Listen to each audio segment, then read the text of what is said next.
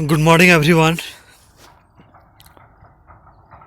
आप सभी का बहुत बहुत स्वागत है हमारे इस क्लींजिंग थेरेपी के इस प्राकृतिक चिकित्सा विज्ञान में।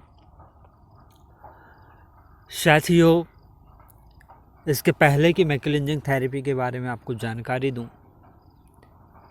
मैं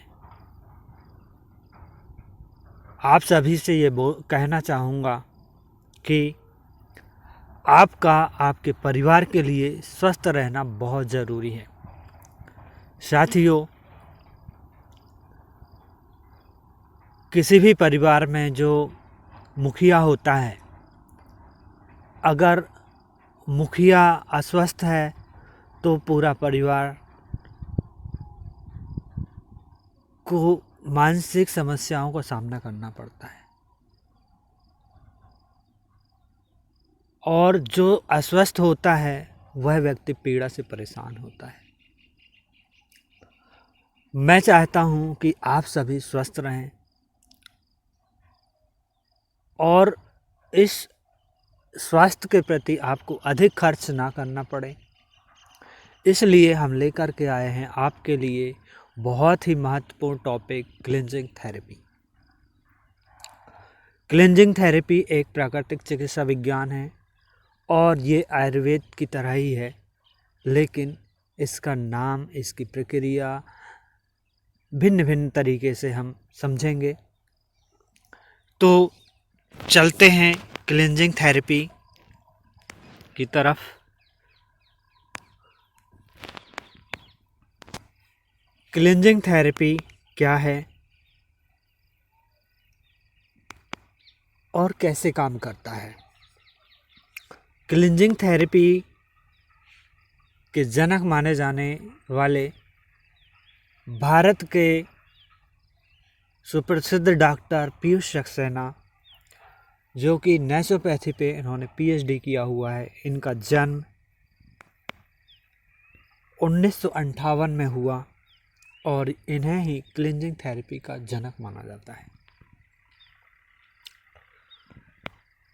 बहुआयामी व्यक्तित्व के धनी डॉक्टर पीयूष सक्सेना, जो किसी पहचान के मोहताज नहीं हैं, जो सफल corporate professional, naturopathy wellness counsellor, cleansing therapist हैं, पास्ट लाइफ रिग्रेशन थेरेपिस्ट हैं, reiki master, magician, activist, thinker, कवि, कलाकार, लेखक, निर्देशक, प्रोड्यूसर, पेंटर आदि अनेकों खूबियों के साथ में मानव सेवा के प्रति कटिबद्ध हैं। और हम डॉक्टर साहब के सहयोगी हैं, आपके सहयोगी हैं, जन जन के सहयोगी हैं। इसलिए अपनी आवाज़ को हम आप तक पहुंचाना चाहते हैं। तो मेरे प्यारे मित्रों, इस वीडियो को आप पूरा देखिए और देखने के बाद अपने साथियों को ज़रूर शेयर कीजिए। हो सकता है आपके शेयर करना किसी के जीवन में एक उन्नति का कारण बन सकता है, किसी की समस्याएं ख़त्म हो सकती हैं, वगैरह वगैरह। अब हम चलते हैं क्लींजिंग थेरेपी टॉपिक से दूर ना हटके अपने ही टॉपिक पे रहें। क्लींजिंग थेरेपी क्या है? डॉक्टर साहब ने प्रासंगिक विधियों, नुस्खों को स्वयं पर, फिर अपने माता पिता, पत्नी, पुत्र पुत्री पर आजमाया है और उनके फायदों को जांचा परखा है। इनका कहना यह है कि क्लींजिंग थेरेपी बनाम एलोपैथी। इन्होंने कहा कि हम एलोपैथी के कदापि खिलाफ नहीं हैं। इमरजेंसी मेडिकल मैनेजमेंट, तुरंत आराम पहुंचाने की क्षमता, सर्जरी और पैथोलॉजी के क्षेत्र में हम एलोपैथी के योगदान के कायल हैं। मानते हैं कि एलोपैथिक दवाओं से हमें इमरजेंसी ट्रीटमेंट मिलता है और उपचार भी सहज हो जाता है। हम उसके खिलाफ नहीं हैं। माना कि प्राकृतिक चिकित्सा विज्ञान जो क्लींजिंग थेरेपी है, वह भी अपने क्षेत्र में अच्छा कार्य कर रही है। एलोपैथी जो हैं वह भी अपने क्षेत्र में अच्छा काम कर रही हैं। फ़र्क ये है कि क्लींजिंग थेरेपी में आपकी जो मेहनत की कमाई है वो अधिक से अधिक खर्च नहीं होती। एलोपैथिक दवाओं में अधिक से अधिक आपका खर्च आता है, बहुत सारी प्रॉब्लम्स होती हैं, है ना। मध्यम परिवार के व्यक्ति, उससे निचले तबके के जो व्यक्ति हैं उन लोगों को बड़ी दिक्कतें होती हैं अपना इलाज कराने में। सो हम चाहते हैं कि अगर आप एलोपैथिक दवाओं से उपचार नहीं करा पा रहे हैं तो आप क्लींजिंग थेरेपी को सहज ही अपना सकते हैं और अपना घर बैठे इलाज कर सकते हैं। सामान्य सी बात है, क्लींजिंग थेरेपी के साइड इफ़ेक्ट क्या क्या हैं वो हम आपको बताएंगे। क्लींजिंग थेरेपी अगर आप अपनाते हैं तो आप अपनी ज़िंदगी का भरपूर आनंद ले सकते हैं। आप सभी क्लींजिंग थेरेपी को अपनाकर अपनी ज़िंदगी का भरपूर आनंद ले सकते हैं। तो आप जिस किसी को शेयर करेंगे उसकी ज़िंदगी भी इसी तरह आनंद से भर जाएगी, खुशियों से भर जाएगी। तो आप सभी एक क्लिक करके ज़रूर अपने साथियों दोस्तों को शेयर करें। दूसरा है, अपने गाढ़े पसीने की कमाई को रासायनिक दवाओं के दुष्प्रभाव से बचा सकते हैं। दोस्तों, कभी कभी हमारे पास जो थोड़ी जमा पूंजी होती है हम उसे इन दवाओं में खर्च कर देते हैं, और कभी कभी तो ऐसा भी होता है कि हम उन दवाओं को उपयोग करने के बाद भी हमें राहत नहीं मिलती है, पीड़ित व्यक्ति को आराम नहीं मिल पहुंचता है। तो ऐसी स्थिति में भी आप अपनी जो कमाई है उसे बचा सकते हैं। डॉक्टरों दवाओं में व्यर्थ खर्च करने से भी बचेंगे। जगह जगह जाके आप बॉडी चेकअप कराएंगे, ये करेंगे वो करेंगे, तो उसमें आपका पैसा भी खर्च होता है। एक बीमारी का इलाज करो तो दूसरी अन्य बीमारियों में फ़ायदा होने लगता है। क्या आप ऐसी क्लींजिंग थेरेपी, ऐसी प्राकृतिक चिकित्सा विज्ञान जिसे आप घर बैठे कर सकते हैं, जानना और समझना चाहेंगे? ज़रूर समझना चाहेंगे दोस्तों, और समझना चाहिए, क्योंकि आज समय की आवश्यकता है क्लींजिंग थेरेपी। क्लींजिंग थेरेपी के प्रचार प्रसार लोक कल्याण के लिए नॉन प्रॉफिट स्वयंसेवी संगठन टेम्पल ऑफ हीलिंग की शुरुआत की गई थी। टेम्पल ऑफ हीलिंग को प्रति माह 10,000 USD का गूगल एंड ग्रैंड अवार्ड प्राप्त है। नतीजतन गूगल रिसर्च पर संस्था की वेबसाइट सबसे ऊपर नज़र आती रही है।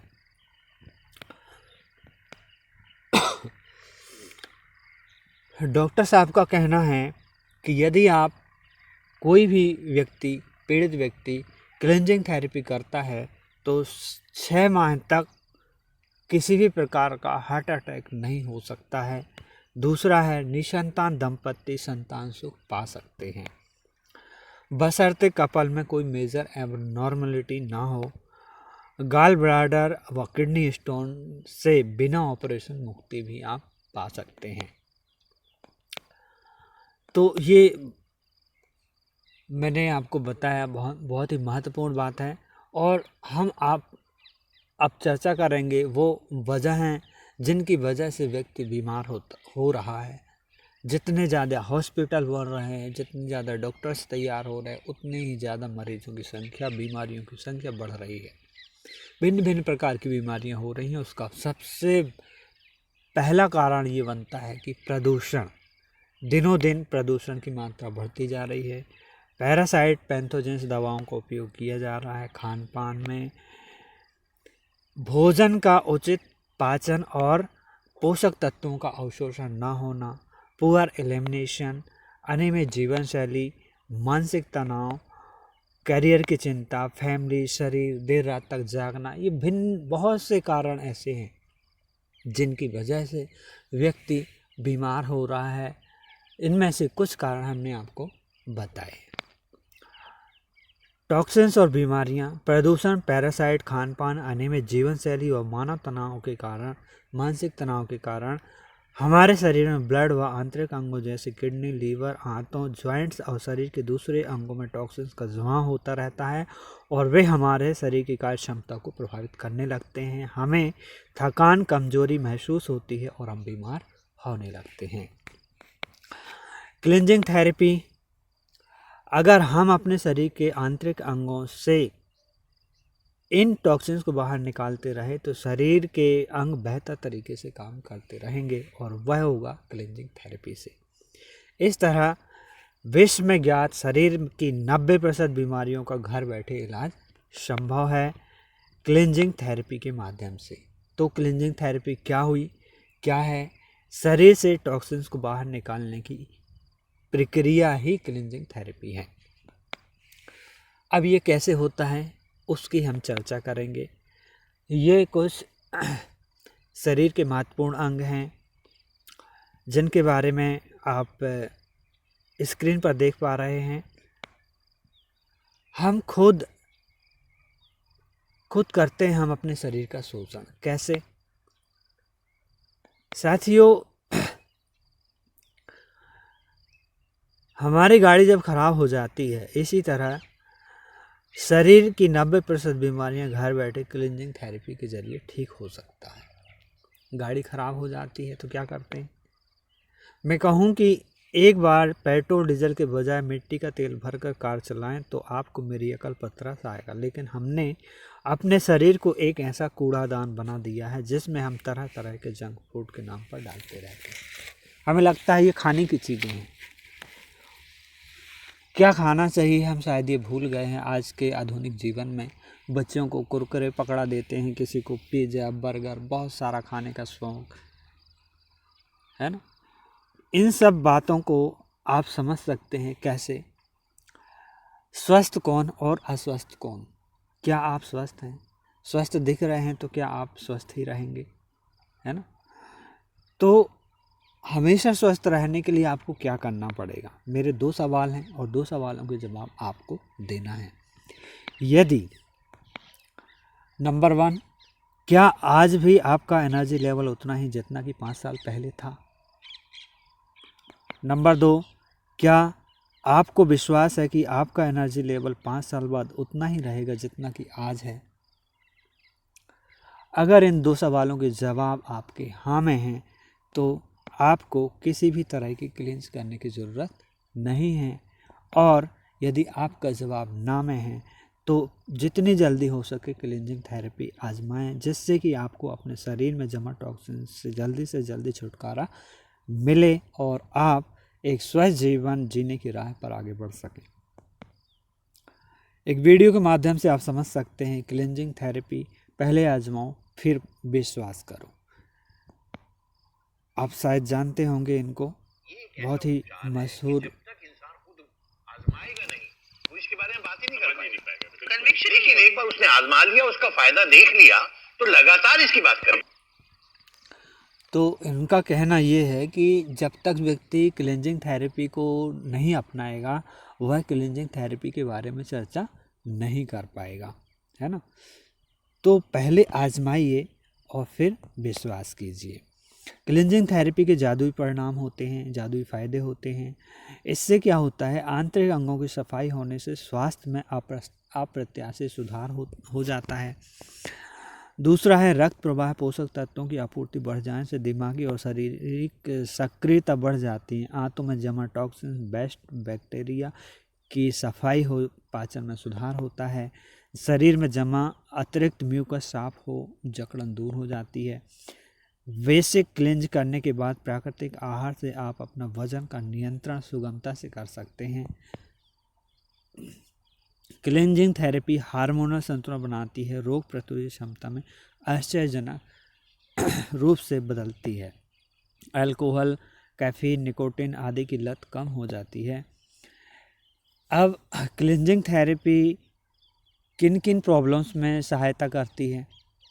उसमें सबसे पहले है एसिडिटी, कील मुहासे, एलर्जी, गुदा में खुजलाहट, चिंता, बेचैनी, अर्थराइटिस, बुढ़ापे की समस्या, ऑस्टियो अर्थराइटिस, अस्थिर क्षरण, दमा, पेट दर्द, वेट वेटिंग, पेट फूलना, शरीर से बदबू आना, स्तनों में कड़ापन, सांस की गड़बड़ी, छाले पड़ना, ब्रोंकाइटिस, गले की खराश, पुरानी सर्दी खांसी, कब्जियत, दांत की समस्या, डिप्रेशन, डायबिटीज़, थकान, बुखार, कंधों की जकड़न, गाल स्टोन, गठिया, सिर दर्द और दिल की बीमारी।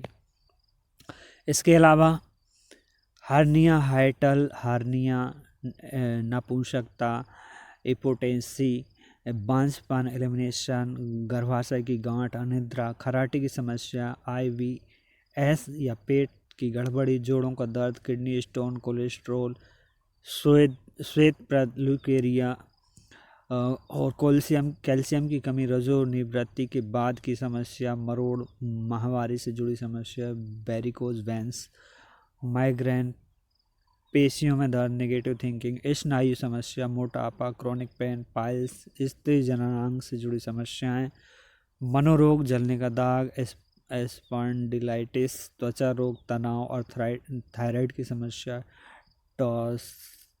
टॉसिलाइटिस और मूत्राशय का संक्रमण। विश्व में ज्ञात 90% बीमारियां हैं ये, और इन बीमारियों की दशा में कोई विशेष लाभ नहीं होता जिनके नाम हम बता रहे हैं आपको, जैसे कि कैंसर है, इसकी अंतिम अवस्था में कोई लाभ नहीं होगा, HIV एड्स में कोई लाभ नहीं है, पार्किंसंस रोग, मस्तिष्क विकार, पक्षाघात, मल्टीपल स्क्लेरोसिस। हालांकि यह लक्षणों को कम करने में मदद कर सकता है, लेकिन इससे जो लाभ की अपेक्षा की जाती है वो इसमें नहीं मिलेगा। फिर क्लेंजिंग थेरेपी की सूचियाँ। क्लेंजिंग थेरेपी में कुल 28 क्लेंजिंग का उल्लेख है। पुस्तक में दी गई अन्य दूसरी क्लेंजिंग पढ़ने के लिए आप हमारी वेबसाइट drpiyusaxena.com और टेम्पल ऑफ हीलिंग पर विजिट कर सकते हैं। इसमें kidney cleanse, acidity, parasite, liver cleanse, joint cleanse, fat cleanse, colon cleanse, mouth cleanse, ovary and PCOS, यूरोटस एवं fertility, fallopian tube, vagina cleanse, anger cleanse, body cleanse, best cleanse, depression cleanse, air cleanse, eye cleanse, hair cleanse, lungs, nose, pancreas, prostate, skin cleanse, throat cleanse, thyroid cleanse, truth cleanse, virility cleanse.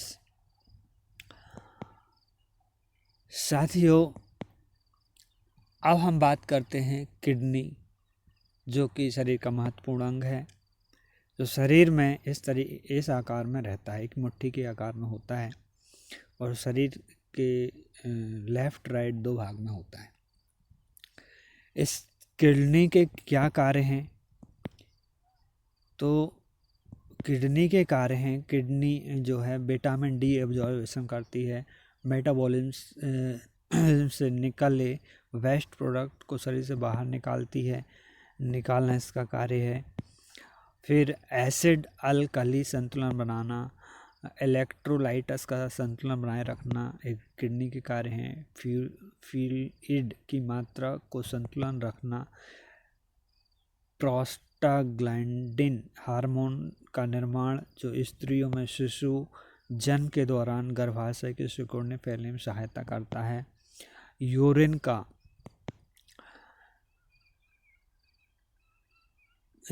का शरीर से बाहर निकालने का काम करता है। एक स्वस्थ व्यक्ति रोजाना आधा लीटर से लेकर 2 लीटर तक यूरिन पास करता है। किडनी की गड़बड़ी के लक्षण क्या हो सकते हैं? पीठ दर्द, थकान महसूस करना, खासकर शाम के वक्त, यूरिन के साथ ब्लड आना, पेशाब की मात्रा फ्रिक्वेंसी में बदलाव महसूस करना, खासकर रात के समय, ब्लड प्रेशर का कम ज़्यादा होना, किडनी के आसपास के हिस्सों में दर्द, किडनी और मूत्र नली में पथरी की समस्या आदि, हड्डियों में दर्द, विटामिन ए, कैल्शियम की कमी के कारण मूत्र त्याग के दौरान जलन, दर्द महसूस करना जो किसी इन्फेक्शन का लक्षण हो सकता है, आंखों के नीचे डार्क सर्कल, चेहरे, एड़ियाँ, अन्य हिस्सों में सूजन आना। आप डॉक्टर पीयूष सक्सेना के माध्यम से, संदेश के माध्यम से भी सुन सकते हैं। इन्होंने बताया है किडनी की गड़बड़ी के लक्षण क्या क्या होते हैं, जैसे अक्सर पीठ दर्द की शिकायत रहना, यूरिन के साथ ब्लड भी आना, यूरिन की फ्रीक्वेंसी और क्वांटिटी घटती बढ़ती रहना, ब्लड प्रेशर का कम या ज्यादा होना, किडनी व यूरेटर में स्टोन यानी पथरी का होना और वहां लगातार दर्द का बना रहना, यूरिन पास करने के दौरान दर्द या जलन होना जो किसी इन्फेक्शन का परिणाम हो सकता है, आदि के पास पानी के जमाव के रहते सूजन होना और थकान महसूस करना, वह भी शाम के समय पर, ये सब किडनी की गड़बड़ी के एक आम लक्षण है। तो जैसा कि आपने समझा किडनी की गड़बड़ी के आम लक्षण क्या क्या हो सकते हैं, जिन्होंने डॉक्टर साहब ने बताया अपने संदेश के माध्यम से।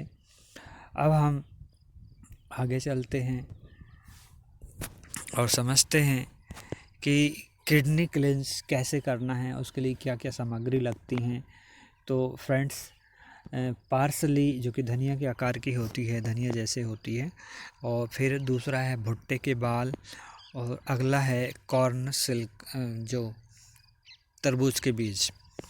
इनकी जो मात्रा है कुछ इस प्रकार से: भुट्टे के बाल ताज़ा अगर हैं तो 500 ग्राम, सूखे हैं तो 50 ग्राम, पार्सली ताज़ा है तो 500 ग्राम, हरा तरबूज के बीज 200 ग्राम, ब्राउन धनिया की पत्ती ताज़ा है तो 500 ग्राम। फ्रेंड, काढ़ा बनाने की शॉर्ट प्रक्रिया क्या है? भुट्टे के बाल, तरबूज के बीज और पार्सले धनिया की पत्ती में से किसी एक को ले लें। काढ़ा बनाने के लिए यदि आप कॉर्न सिल्क लेते हैं तो पौने लीटर पानी 750 मिलीग्राम साफ पानी में डालकर 10 मिनट तक उबालें। इससे भुट्टे के बालों में मौजूद किडनी की क्लींजिंग में सहायक औषधीय गुण पानी में उतर आते हैं।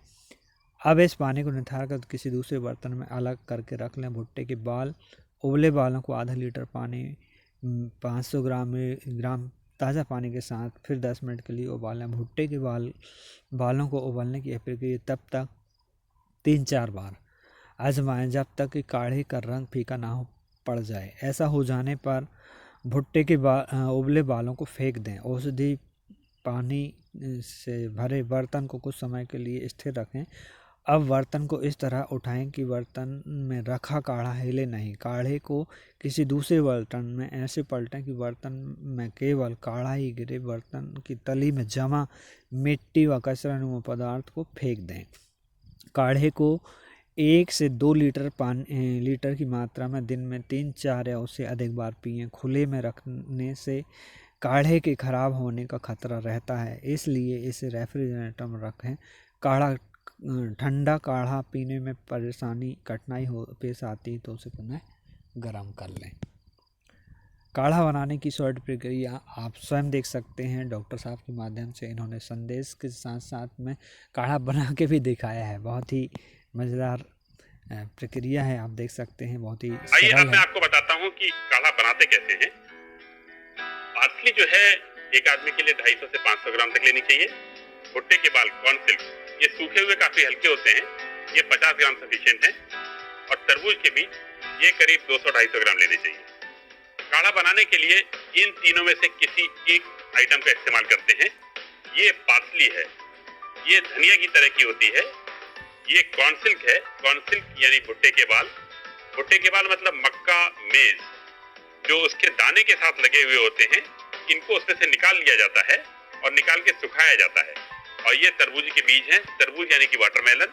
वाटरमेलन के बीज को निकाल के सुखा लिया जाता है और उबालने के पहले इनको मिक्सी में पीसा जाता है, क्योंकि जो हर्ब्स हैं मेडिसिनल, वो इसके छिलके और गूदे में कंबाइंड हैं। अब मैं आपको दिखाता हूं कि इनमें से किसी एक को प्रयोग करके दिखाएंगे।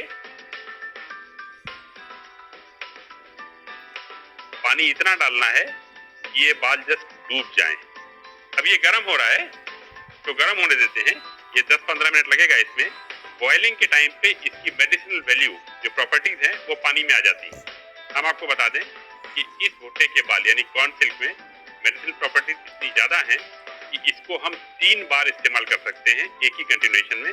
लेकिन पानी में भीग जाने के बाद इसकी लाइफ बहुत ज्यादा नहीं रह जाती है, तो हम ये नहीं कर सकते कि इसको रख लें और हफ्ते 10 दिन के बाद इस्तेमाल करें। देखिए ये बिल्कुल तैयार है। कलर देखिएगा फर्क हो गया है। ये जो कॉर्न सिल्क बचा हुआ है, इसमें हम फिर से पानी डाल देते हैं उबलने के लिए, जिससे कि ये अगली डोसेज बना के हमको दे। इसका रंग ध्यान से देखिएगा आप।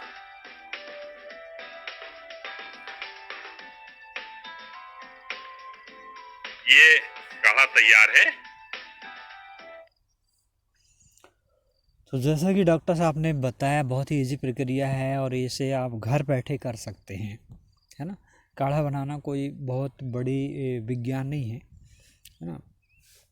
तो इस तरीके से आप घर बैठे किडनी की सफाई के लिए, उसके स्वास्थ्य के लिए ये प्रक्रिया अपना सकते हैं। जो कि हमारे शरीर में बनी हुई पथरी होती है वो इस तरीके से होती है, जब ये शरीर में होती है तो बहुत ज़्यादा दर्द करती है, बहुत परेशानियां होती हैं, है ना।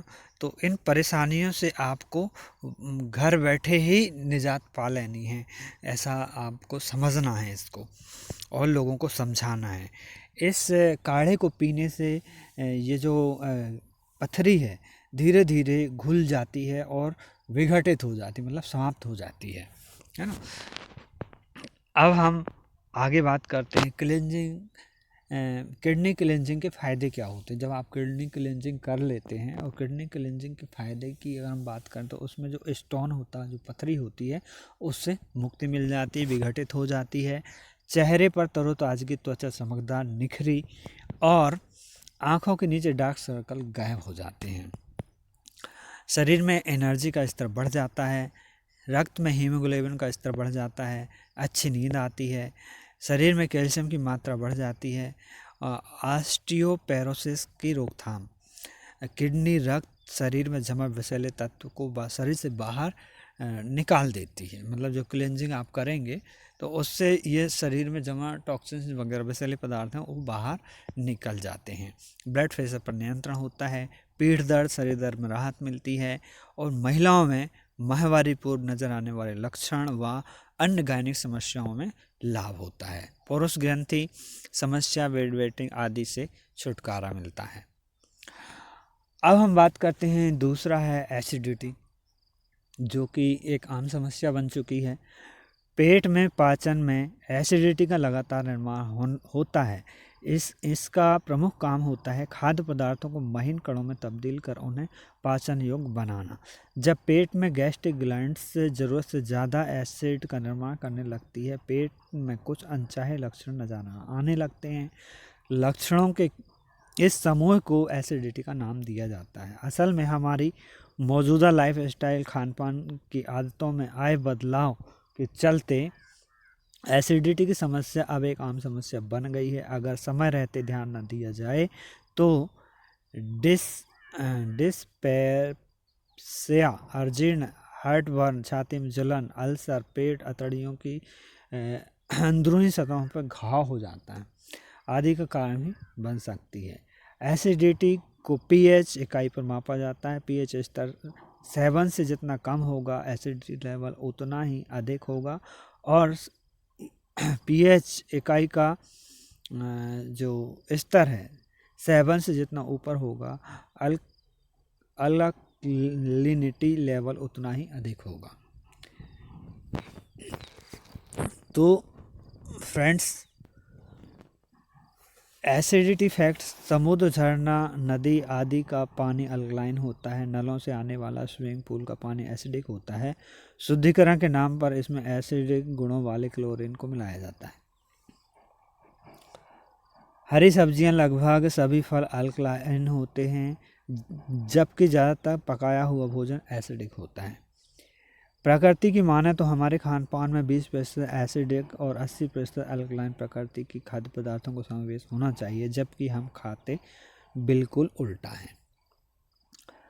इस द्रव का पीएच स्तर 7, उसे न्यूट्रल उदासीन कहा जाता है। एक स्वस्थ व्यक्ति के ब्लड और स्पाइनल फ्लूइड्स और सलाइवा का पीएच अमूमन 7.4 माना जाता है। इसमें सबसे महत्वपूर्ण रक्त का पीएच आमतौर पर 7.35 से लेकर 7.45 के बीच होता है। एसिडिटी के कुछ आम लक्षण: गले और छाती में जलन, दर्द, स्टूल के साथ ब्लड आना, सिर दर्द, भूख न लगना, उल्टी होना, उल्टी व मल के साथ रक्त आना, शरीर का गर्म हो जाना, लगातार खांसी आना, पेट फूलना, पेट में दर्द, आमतौर पर भोजन के तुरंत बाद गैस्ट्रिक अल्सर का होना, अल्सर होने पर 2 घंटे बाद ड्यूडिनल अल्सर की दशा में, मुंह में खटास, एसिडिक द्रव के पेट से मुंह और गले की दिशा में जाने से ऐसा होता है। गले और छाती में जलन, दर्द, उल्टी होना, उल्टी और मल के साथ रक्त आना, शरीर का गर्म हो जाना, लगातार खांसी आना, सिर दर्द, भूख न लगना, पेट फूलना, पेट में दर्द होना, आमतौर पर भोजन के तुरंत बाद, ये मुंह में खटास है ना, ये मैंने अभी आपको बताया और डॉक्टर साहब के माध्यम से आप समझ सकते हैं। एसिडिटी के काफी खतरे हैं। हार्मोनल इम्बैलेंसेस, रोग प्रतिरोधी क्षमता का कम होना, थकान, फूड एब्जॉर्प्शन और डाइजेशन में प्रॉब्लम। शरीर में मिलने वाला सबसे अल्कलाइन मिनरल कैल्शियम है। कैल्शियम हड्डियों की ग्रोथ के लिए जरूरी है। ब्लड का पीएच कम हो जाने पर शरीर ब्लड के पीएच का बैलेंस बनाए रखने के लिए हड्डियों से कैल्शियम को एब्जॉर्ब करने लगता है, जिससे ऑस्टियोपोरोसिस, ऑस्टियोआर्थराइटिस के लक्षण समय से पहले ही दिखाई देने लगते हैं। इंसुलिन लेवल बढ़ने लगता है। फैट बर्न होने के बजाय शरीर में जमा होने लगती है। बॉडी वेट बढ़ने लगता है। डायबिटीज के सिम्टम्स भी नजर आने लगते हैं। इलेक्ट्रोलाइट बैलेंस बिगड़ जाता है। यहाँ ये जानना भी जरूरी है कि बॉडी में इलेक्ट्रोलाइट्स का अहम रोल होता है। नर्व, हार्ट और मांसपेशियों की सेल्स को अपने बाहरी आवरण यानी मेम्ब्रेन को मेंटेन रखने के लिए इलेक्ट्रोलाइट्स की खास जरूरत होती है। किडनी, गॉल ब्लैडर, पैंक्रियाज वगैरह अंगों पर काम का बोझ बढ़ जाता है। रक्त का पीएच उपयुक्त लेवल पर अल्कलाइन बनाए रखने के लिए इन्हें ज्यादा काम करना पड़ता है, जिसका बुरा असर खुद इनकी हेल्थ पर भी पड़ता है। एसिडिटी के बहुत ज्यादा बढ़ जाने पर यानी हाइपर एसिडिटी की स्थिति में पेट में अल्सर का होना काफी आम है। तो जैसा कि आपने समझा डॉक्टर साहब के माध्यम से, संदेश के माध्यम से, तो इस खतरे से निपटने के लिए आपको क्या करना है, एसिडिटी क्लींस करनी है ग्रीन वेजिटेबल जूस के माध्यम से। और बहुत ही इजी प्रक्रिया है और जूस तैयार करने की प्रक्रिया भी बहुत ही आसान है। आप घर बैठे ये सब कर सकते हैं। ग्रीन जूस यानी हरी सब्जियों से प्राप्त जूस, इसे डिटॉक्सिफिकेशन ड्रिंक के नाम से जाना जाता है। डिटॉक्सिफिकेशन ड्रिंक में शरीर को स्वस्थ रखने, अंदरूनी शक्तियों को बढ़ाने में असीम गुण है। ये जूस न सिर्फ पोषक तत्वों के मामले में बेहद समृद्ध होते हैं, बल्कि अतड़ियों द्वारा आसानी से एब्जॉर्ब कर लिए जाते हैं। इसमें प्रोटीन, कार्बोहाइड्रेट, क्लोरोफिल, इलेक्ट्रोलाइट्स और खुशबूदार तेल यानी आरोमेटिक ऑयल भी भरपूर मात्रा में होता है। ब्लड टॉनिक क्लोरोफिल का परमाणु संरचना मानव रक्त के महत्वपूर्ण हीमोग्लोबिन जैसी होती है। मानव रक्त हीमोग्लोबिन का रासायनिक फार्मूला C32H32O4N4CIFE। क्लोरोफिल का रासायनिक फार्मूला C55H7O5N4Mg। तो ग्रीन जूस शरीर के लिए रक्त के मिनी ट्रांसफ्यूज़न के तौर पर काम करते हैं। इसमें विटामिन B1, B2, B3, 3, 5, 6 और 12, फॉलिक एसिड, कैरोटीन और कोलाइन वगैरह प्रचुर मात्रा में पाए जाते हैं। इसमें potassium, calcium, magnesium, iron, copper, phosphorus और मैग्नीज जैसे खनिज तत्वों के बहुतायत मात्रा में मौजूद होते हैं।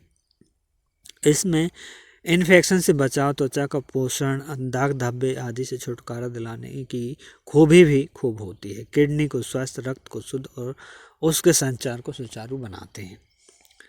सो फ्रेंड्स, आप अगर एसिडिटी से परेशान हैं तो एसिडिटी के लिए आपको जो जूस तैयार करना है वो आप घर बैठे तैयार कर सकते हैं। जूस तैयार करने के लिए सिर्फ ताज़ा सब्जियों को ही प्रयोग में लाएं। आप अपनी पसंद और स्वाद के अनुसार सब्जियों के कॉम्बिनेशन को अलग अलग अनुपात में लेकर जूस तैयार कर सकते हैं। जूसर की सहायता से जूस तैयार करें, फिर मिक्सर कम ग्राइंडर को प्रयोग में लाएं।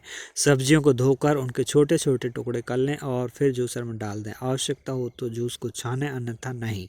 छानने के लिए बड़े छेद वाली छन्नी का प्रयोग करें, है ना, अन्यथा आपको फ़ायदेमंद फाइबर से वंचित रहना पड़ सकता है। इस बात का ध्यान रखें कि इस जूस को अधिकतम 1 से 1.5 दिन तक प्रयोग में ला सकते हैं। मसलन अगर आपने सुबह जूस तैयार किया है तो अधिकतम दूसरे दिन शाम तक फ्रिज में रख कर इस्तेमाल कर सकते हैं।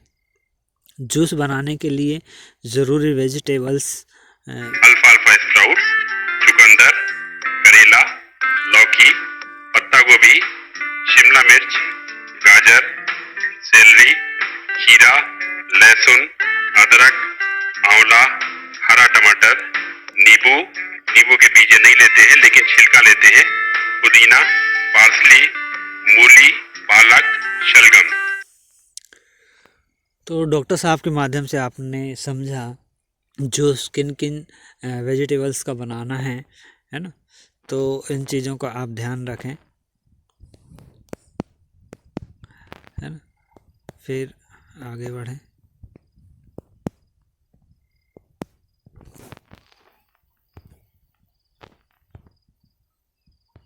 अब सबसे पहले हमें थोड़ा सा लिवर के बारे में जानना होगा। तो सबसे पहले हम लिवर के बारे में बताते हैं कि लिवर बॉडी का सेकंड लार्जेस्ट ऑर्गन है। वजन में ये औसतन 2 किलो का होता है। हमारे पेट के दाएं ऊपरी हिस्से में स्थित होता है। लिवर पित्त यानी बाइल का निर्माण करता है। ये पित्त गॉल ब्लैडर यानी पित्ताशय से होते हुए छोटी आंत के शुरुआती हिस्से ड्यूडेनम में पहुंचता है और खाने को पचाने में हमारी मदद करता है। लिवर शरीर का वह इम्पोर्टेंट ऑर्गन है जो शरीर के लिए फॉरेन यानी अपरिचित चीजों के इस्तेमाल के लायक बनाता है। दरअसल लिवर को पोर्टल वेन नाम की एक रक्त वाहिका या नस के जरिए आंतों से ब्लड की सप्लाई होती है। इस ब्लड में डाइजेशन से मिलने वाले विटामिन, मिनरल्स और ढेर सारे दूसरे फायदेमंद पदार्थ होते हैं। अच्छा डॉक्टर साहब, तो डॉक्टर साहब के माध्यम से आपने समझा लीवर की संरचना। साथियों, अब हम किडनी, एसिडिटी और लीवर के बारे में हमने समझा है। अब हम लीवर के कार्यों के बारे में समझेंगे। और लीवर हमारे शरीर का प्रमुख अंग है। यह शरीर की केमिकल फैक्ट्री है। यह पित्त का निर्माण करता है, सभी खाद्य पदार्थों को संश्लेषण करता है, महत्वपूर्ण भूमिका निभाता है। लिवर तमाम तरह के फूड्स को प्रोसेस करता है। ये एमिनो एसिड्स को शरीर के लिए जरूरी प्रोटीन्स में बदलता है। ये दवा वगैरह के सेवन से या फिर किसी अन्य वजह से शरीर में जमा नुकसान पहुंचाने वाले केमिकल्स को बाहर निकालने का काम करता है। लिवर बाइल का निर्माण करता है। रोजाना लगभग 400 मिलीलीटर क्वांटिटी में ये डाइजेशन के काम आता है। लिवर में बना बाइल गॉल ब्लैडर में जमा होता है और गॉल ब्लैडर जरूरत के मुताबिक कम ज्यादा क्वांटिटी में बाइल छोटी आंत में छोड़ता रहता है। ये बाइल खाने को पचाने में मदद करता है। डाइजेशन में मदद करने के अलावा बाइल का दूसरा महत्वपूर्ण काम है लिवर की सफाई। बाइल के जरिए ही टॉक्सिन्स, फैट व गॉल स्टोन शरीर के बाहर निकलते। डॉक्टर साहब के माध्यम से, संदेश के माध्यम से आपने सुना कि लीवर हमारे शरीर में कितनी बड़ी महत्वपूर्ण भूमिका निभाता है। साथियों, पित्त पथरी होने के लक्षण। लीवर में क्या होता है? पित्त की पथरी होती है। तो इसमें जो लक्षण नज़र आते हैं, पेट, अतड़ियों में गैस, मरोड़ होना, पेट में दर्द जो बढ़कर दाएं कंधे तक पहुंच जाता है। पथरी के लंबे समय तक पित्त नलिका में बने रहने से नलिका अवरुद्ध हो जाती है, ब्लॉक हो जाती है। पथरी के पीछे पित्त का जमा होने लगता है। इसके कारण पेट को जॉइंट्स यानी पीलिया हो जाता है ना, पीलिया हो जाता है। तो पित्त पथरी के उस स्थान पर बनने का खतरा अधिक होता है। पित्त पथरी के उस स्थान पर बनने का खतरा अधिक होता है जहां कोलेस्ट्रॉल की मात्रा अधिकता होती है। कोलेसिस्टाइटिस, पित्ताशय का प्रदाह इन्फेक्शन, यह एक ऐसी समस्या है जो पित्त नली के लंबे समय तक ब्लॉक रहने से होती है। अब बात करते हैं लीवर क्लींस क्यों करें, क्योंकि यह एक महत्वपूर्ण अंग है हमारे शरीर का। पोल्यूशन, तेलीय पका हुआ खाना, खान पान की गलत आदतों की वजह से लीवर कैपिलरीज को टॉक्सिन्स का जमा हो जाता है। क्लींस के से जहरीले पदार्थ बाहर निकल जाते हैं।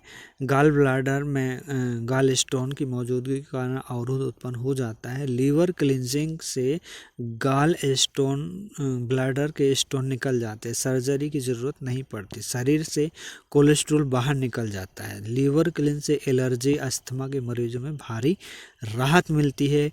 मधुमेह के रोगियों के लिए लीवर क्लींस काफ़ी फायदेमंद साबित हुआ है। लीवर क्लींस से 5 साल पुरानी एनर्जी वापस मिल जाती है। 2 सप्ताह के अंतर से तब तक लगभग लगातार लीवर क्लींस कर जारी रखें जब तक कि स्टोन पूरी तरह से निकल ना जाए। इसके बाद 6 महीने में एक बार लीवर क्लींस कर लेना काफ़ी होता है। सो फ्रेंड्स, ये रहा लीवर क्लींस करने का कारण।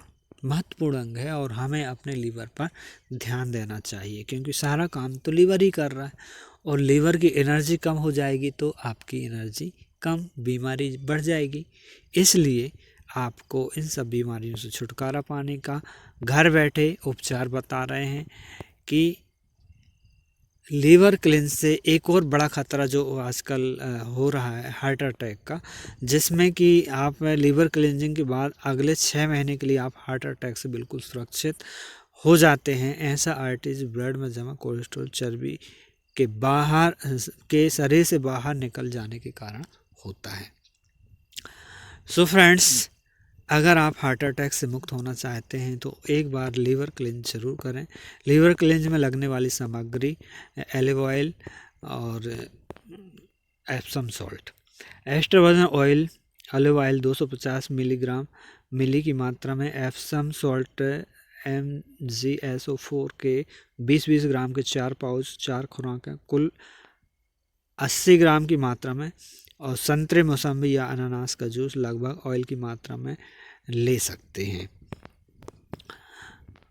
लीवर क्लींस करने का तरीका 70 किलो के वज़न से अधिक वज़न के व्यक्ति के लिए है ना, क्या है,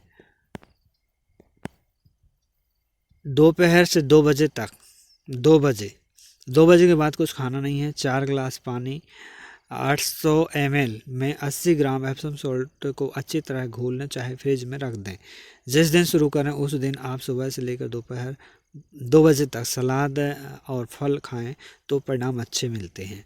6 बजे पहली खुराक, रखे हुए 800 ml एप्सम सॉल्ट के मिश्रण का 1 गिलास 200 ml पी लें, चाहें तो थोड़ा गर्म पानी मिलाकर गुनगुना कर पी लें। इसके बाद आप मुंह के कड़वाहट को दूर करने के लिए थोड़ा सादा पानी पी लें। रात्रि 8 बजे एप्सम सॉल्ट मिश्रण का दूसरा गिलास, और रात्रि 10 बजे 175 ml साइट्रस जूस,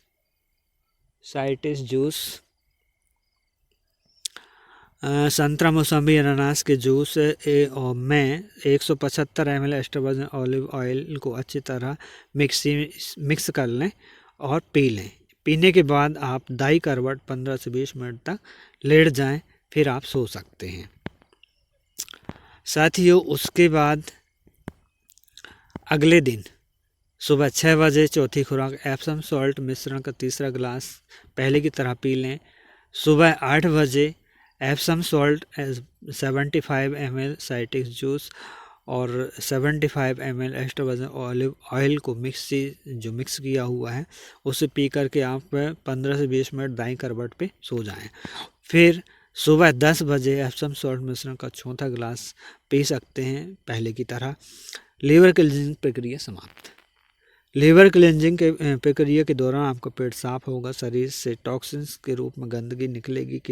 किसी को 1-2 बार उल्टी, वोमिट के रूप में टॉक्सिन बाहर निकल सकते हैं, लेकिन घबराना नहीं है, यह क्लींजिंग का एक हिस्सा है। ज़रूरी नहीं उल्टी हो। पहली डोज के बाद यह प्रक्रिया कभी भी शुरू हो सकती है। किसी को थोड़ा लेट शुरू होती है, लेकिन आपको प्रक्रिया जारी रखनी है। इस प्रक्रिया से हमेशा फ़ायदा हुआ है, नुकसान की कोई संभावना नहीं है। लीवर क्लींज करने का तरीका 70 किलो से अधिक वजन के व्यक्ति के लिए इस प्रक्रिया के माध्यम से आप चाहें तो पानी, नींबू पानी, herbal green tea, sugar P सकते हैं। अब आप 11 बजे बाद नारियल पानी, जूस, कोई फल खा लें। 12 बजे बाद वेजिटेबल खिचड़ी खाएं तो ज़्यादा बेहतर होगा। 70 किलो से कम वजन के व्यक्ति के लिए निर्धारित मात्रा है 55 से 70 ग्राम किलो वजन के व्यक्ति के लिए 60 ग्राम और 55 किलो के वजन वाले व्यक्ति के लिए 50 gram Epsom salt. Citric juice, extra oil, olive oil 55 से 70 किलो वजन के व्यक्ति के लिए रात्रि 10 बजे 125 ml दोनों वस्तु में बराबर मात्रा में जूस के साथ में मिक्स कर लें और ले सकते हैं। 55 किलो के वजन वाले व्यक्ति को 10 बजे 100 ml दोनों वस्तुओं को बराबर मात्रा में लें तथा 50 ml दोनों वस्तु में बराबर मात्रा मिक्स करके लेना है। थोड़ी मात्रा कम करनी है और ज़्यादा करनी है जूस और ऑलिव ऑयल की।